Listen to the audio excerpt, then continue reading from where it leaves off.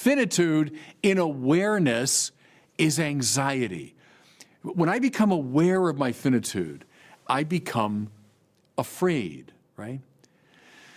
Now, what's the answer? Existentialism, which Tillich knew very well, said, get used to it. That's the way it is, right? What's the answer of the Bible? Be not afraid.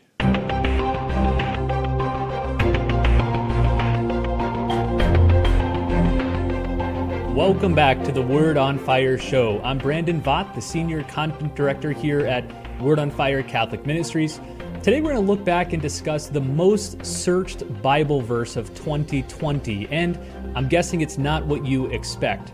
We're also going to look at how Jesus helps us respond to our fears and how to conquer some of the fears many of us share moving into the new year in 2021 with a lot of chaos, confusion, and lack of clarity with the COVID virus and many other problems we're struggling with. Before we get there, Bishop Barron, good to see you, and welcome to this second video here in the new year of 2021. Hey, Brandon, good to see you as always. I sent you this website result survey of a YouVersion Bible app study. So YouVersion is the most popular Bible app in the world. I think they're on, 100 million phones around the world. And they track all sorts of analytics of what Bible verses people are reading, what they're searching, what they're highlighting.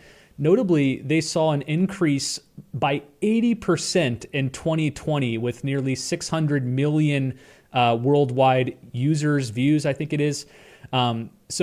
First of all, before we get into the most popular verses, it seems like more people are searching the Bible than ever before, at least online. What do you make of that? Is that, I'm assuming, an exciting discovery for Catholics like us? Yeah, I'm glad to hear that. And, again, the internet makes this stuff accessible in a way it wasn't before. So I'm delighted to hear that, actually. And if it took, in some ways, the crisis of 2020 to bring people back to the Scripture, well, okay, it's often gone that way in history, hasn't it? During times of difficulty, people turn to the Word of God. So, 3 cheers for the internet and for social media in that way.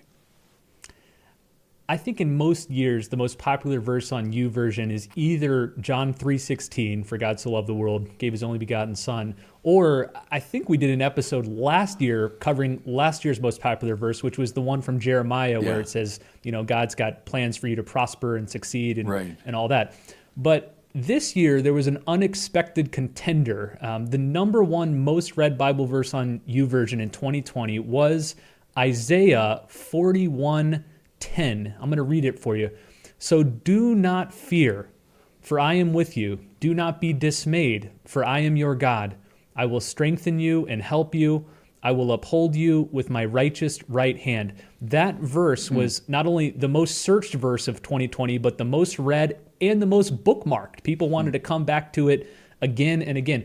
What do you think about that verse being number one? Are you surprised? No, 2020 was a terrible year, wasn't it? And stirred up a lot of our anxieties. The psychologists in the 20th century talked about existential anxiety. So I might be afraid of something right in front of me. There's a particular threat.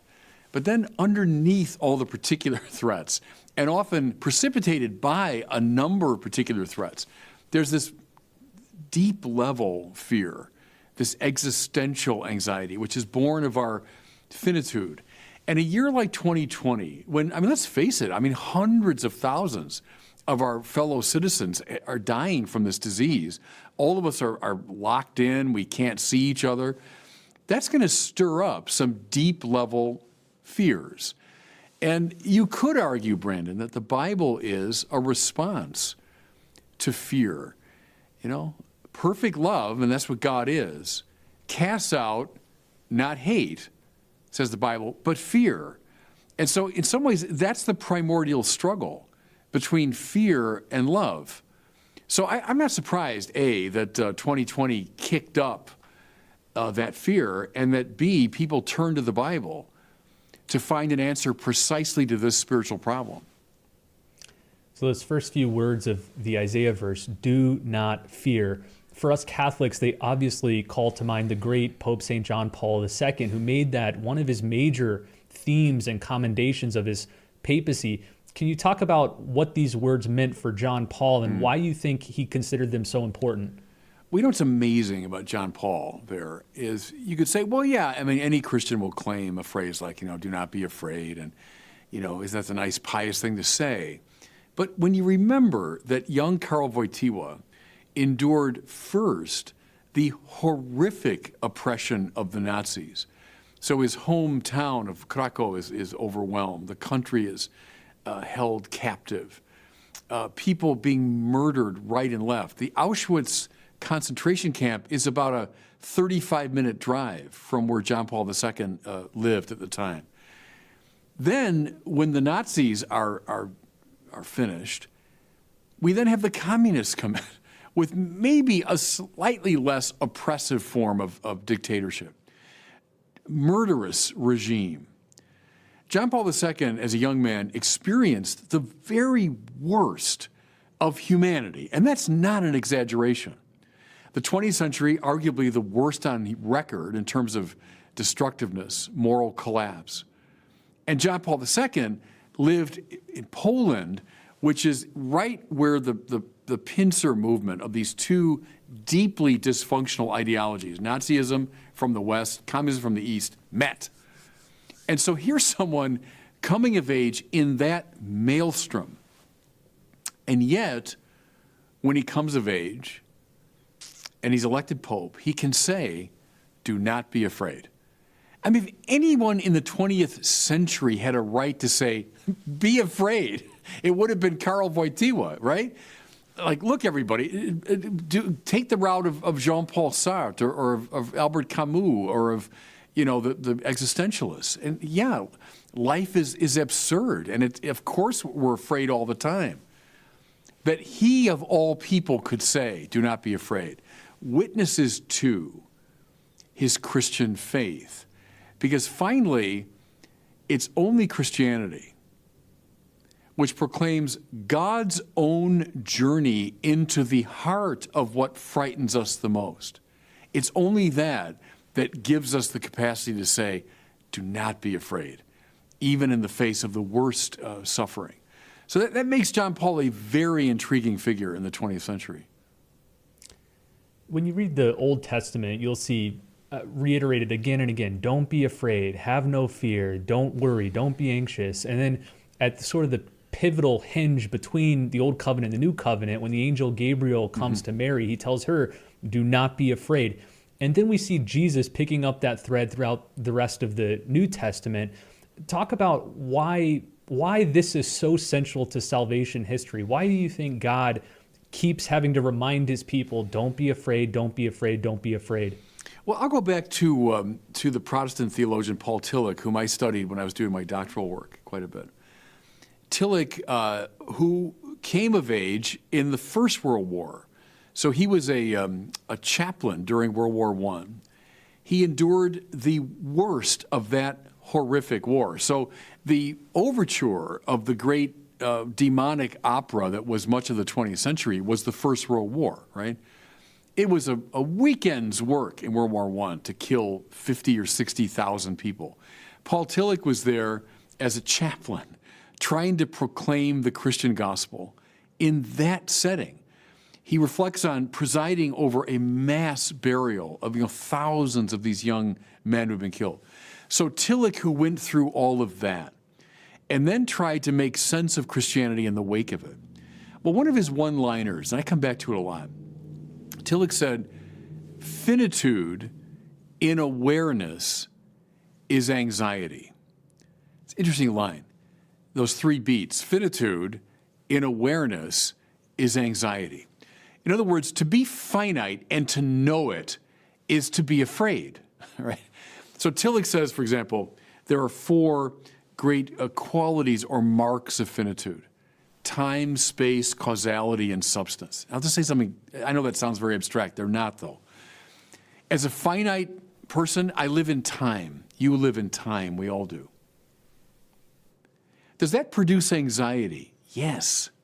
Because where's time going? Well, it's going in one direction, right? I'm not getting any younger, as we say.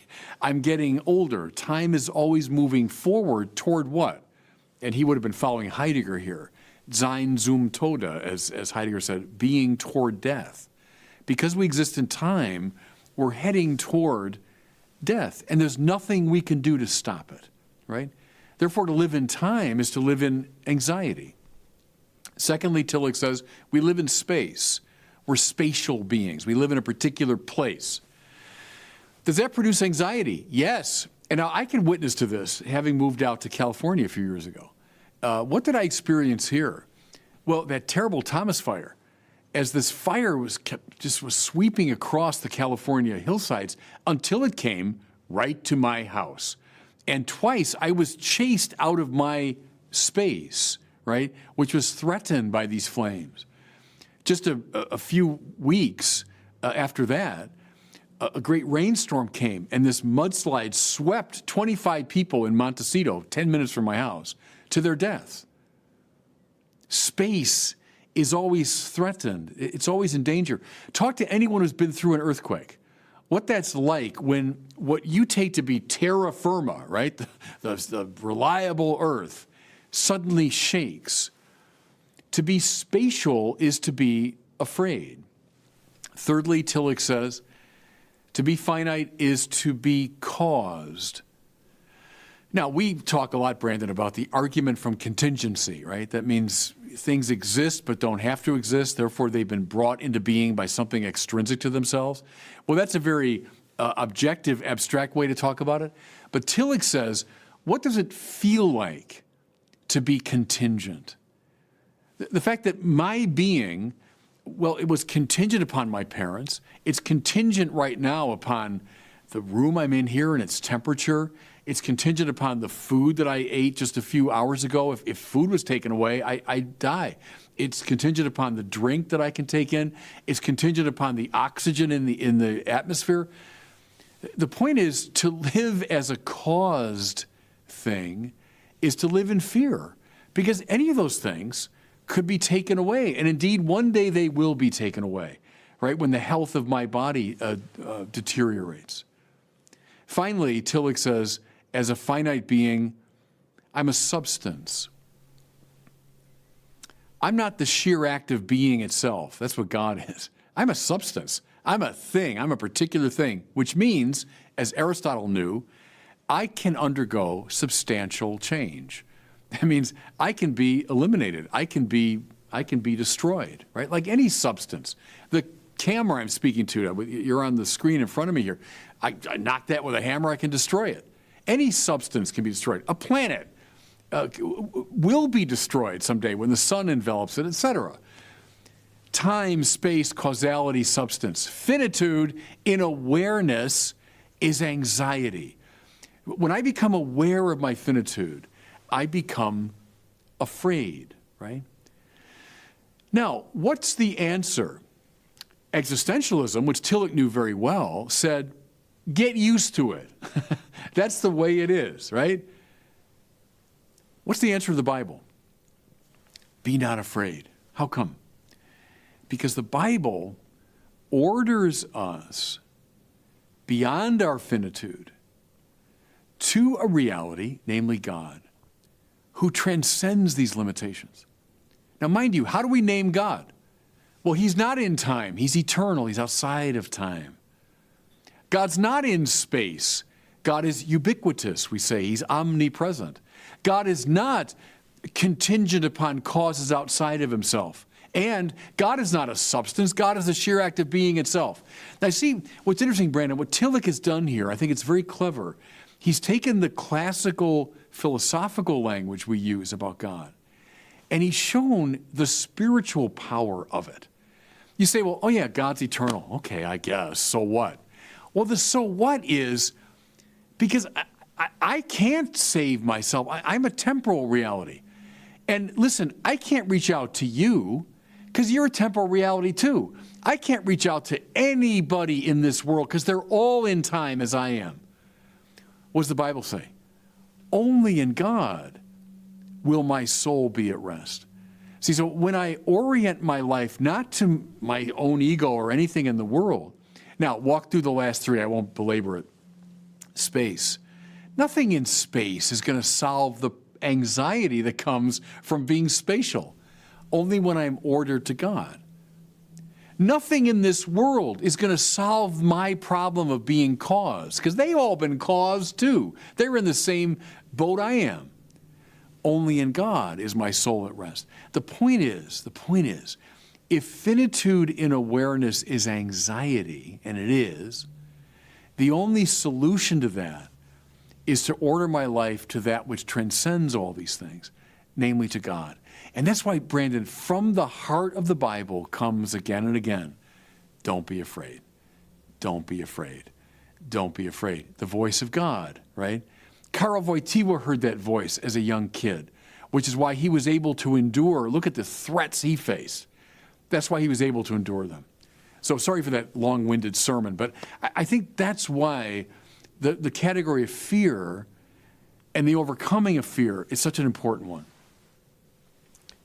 Let's talk about the relationship between fear and love. You alluded to that verse earlier from 1 John 4:18. You'll hear it at weddings fairly often, that there is no fear in love, but perfect love casts out fear. How's this work? Where's fear come from? It comes from a focusing in on my own finitude, right? What's love? Love is overcoming the incurvatus in se move. And mind you, Tillich was deeply indebted to Augustine. That was his favorite theologian. And the more I'm incurvatus in me, I'm caved in on myself, the more afraid I'm going to be. Love is always this extroverted move. It's the move outside. And the trajectory of love is in the direction of God, who is love, see? Which is why perfect love, God, casts out all fear. See, and if that's right, Brandon, it's interesting. Is fear at the root of all sin? And I think you could say yes, even prior to pride. See, because what does fear do? I'm afraid, and so I cling defensively. I'm afraid, and so I lash out at you. See, we're all sinners, right? Analyze your sin in terms of fear. It can be very illuminating. Why am I doing these things that I know are bad? I know they're self-destructive. I think if you are honest and you look deeply enough, you're going to find at the bottom of your sin something like fear. Well, perfect love, I live my life now in God, casts out that fear. And so I can live now in imitation of the divine love. I don't have to live curvatus in se, but I can live now with this openness of heart and mind and so on. I think that's how it works. But boy, what a fundamental spiritual dynamic that is. You've said often in your preaching, Bishop, that what each of us most ultimately fears is death. Yeah. And I think especially in light of the COVID crisis, this has become more poignant and pressing for a lot of people. Most of us know somebody who's either contracted COVID or maybe even died as a result of it. Whenever we think of our own deaths, it's harrowing. When we think of the deaths of others, we're equally afraid. Talk about how we can overcome this fear of death. Well, we can never really, in this life, utterly overcome it. Because think again of Tillich's categories, time, space, causality, substance. Why they're so fear-inducing ultimately has to do with death, doesn't it? Because I'm in time, I'm moving toward death. Because I live in space, I can be threatened to the point of death. Because I'm caused, those causes can be taken away and I'll die. Because I'm a substance, I can undergo substantial change. See, so all of them are related to, ultimately, the fear of death. So as long as I'm in this finite space, I can't just obliterate, I can't eliminate that fear. What I can do, though, is place it within a wider context. So I'm not just stuck in this world, but I'm living now in God. So when Paul says, it's no longer I who live, but Christ who lives in me. Well, the old I, right, the I is the sinful self caught in time, space, causality, and substance, and therefore clinging in fear. But when I've displaced my heart, if you want, onto Christ, it's Christ now living in me, I can handle the fear. It doesn't go away, but I found something that's more fundamental, that's more enduring. Think of people, Wojtyła was a good example, but some of these wonderful witnesses who spent decades in prison and in solitary confinement, unable to accomplish any of their goals and so on, unable to attain the goods they wanted, but yet they endured. How do you explain that? But they were able to relocate the center so it was outside of the fearful finite self and it was on to Christ. They found the interior castle. They found the inner wine cellar of John of the Cross. They found that place where no storm can shake my inmost calm, while to that rock I'm clinging. It's that displacement of your life onto God that's at the heart of the spiritual life. It's why we pray every day, isn't it, Brandon? And I do my holy hour in the morning. Look, I'm in time, space, causality, and substance. I mean, I'm surrounded on all sides by my finitude, therefore by fear. But in prayer, I'm trying to find this new center. I'm trying to find the Christ who lives within me that gives me courage despite my finitude. Let's close with this, Bishop. As we move into the new year, there's still a lot of unknowns regarding COVID, especially when it's going to ramp down, how long it's going to last, the effects it's having religiously with our churches, economically with businesses, health-wise with our friends and loved ones. As a pastor, as a bishop, what would you like to say to the people of God, many of whom are very fearful of what this new year of 2021 will bring? Yeah, first of all, you're right. We don't know what it's going to bring. Who guessed 2020? When that year started, this last year, we had a bishop's retreat in early January, and I wasn't thinking at all about this rather difficult year that was coming. We had the ad limina visit with the Pope, and we all were, kind of in good, happy mood about that. No one saw 2020 coming. What's 2021? I don't know. I live in time, and that's part of the dilemma of it, is I can't see the future. I row into the future as in a rowboat. That's to say, facing backward. I'm not facing forward. I don't know where I'm going as I row the boat. That's how we all have to live, Having said that, what do? You stay close to the fire. You stay ordered to the basics of the spiritual life. That means prayer, to spend a lot of time. It means the Mass. It means the sacraments. It means being rooted in Christ. It means cooperating with the graces that come to you, cooperating with these great theological gifts that we call faith, hope, and love, right? To live in faith means what?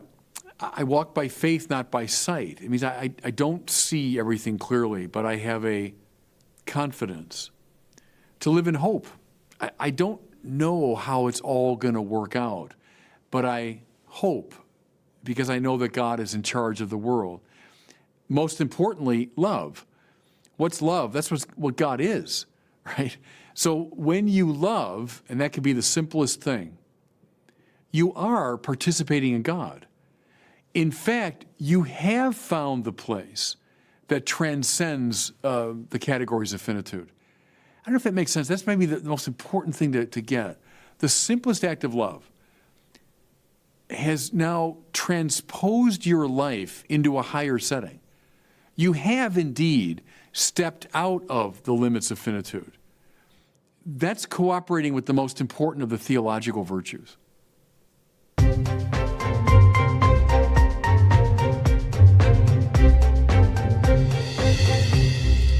Well, it's time now for one of our questions from our listeners. You can send in any question you have for Bishop Barron by visiting the website askbishopbarron.com. Today we got a great question from a young postulant of the OFMs. He's asking about how Jesus' divine and human features interact together. Here he is. Hi, Bishop Barron. My name is Gaspar, and I'm a postulant with the OFMs here in Silver Spring, Maryland.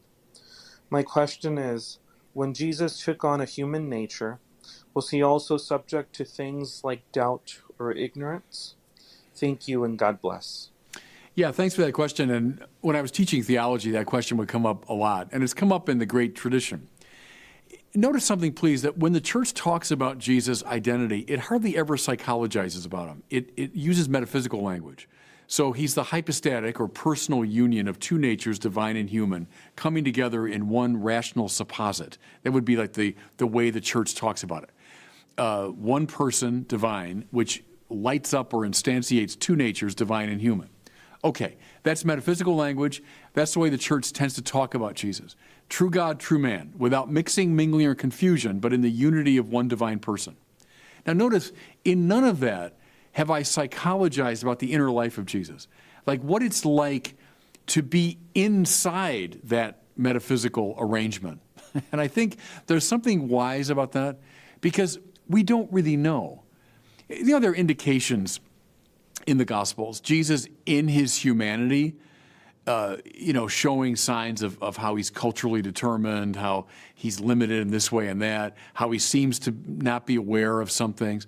So I would say whatever is congruent with the human nature and not incompatible with his divine nature, we would say, yeah, he experiences that. Whatever is not congruent with his divinity, well, we shouldn't affirm that of his humanity. But what it's like to experience that from the inside, I don't really know, and no one really knows. And so, in a way, the church, I think, is saying to us, don't press that question because there isn't really a good answer to it. Affirm the bracingly objective language of the great tradition about the divinity and humanity of Jesus that come together without mixing, mingling, or confusion in the unity of one divine supposit. Stay with that. That's correct and orthodox. What it's like to be in that space, I don't know. Well, thanks to everybody for listening and watching this episode. I'm going to ask you to do something I haven't asked in many, many months, and that's to leave a review of this show. If you go to your favorite podcasting service, whether it's Apple Podcast or Google Play or somewhere else, search the Word on Fire show, leave a review. It takes just a couple seconds, but it's really beneficial to us because the more reviews the show has, the more that these services recommend it to others. So maybe you've been listening for years, maybe just for a few months, but if you like the show, please do us a favor, take a few seconds, leave a review. We'd really appreciate it. Well, thanks so much for listening and watching. We'll see you next time on the Word on Fire show.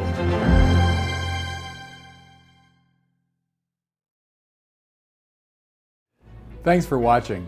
If you enjoyed that video, I encourage you to share it and be sure to subscribe to my YouTube channel.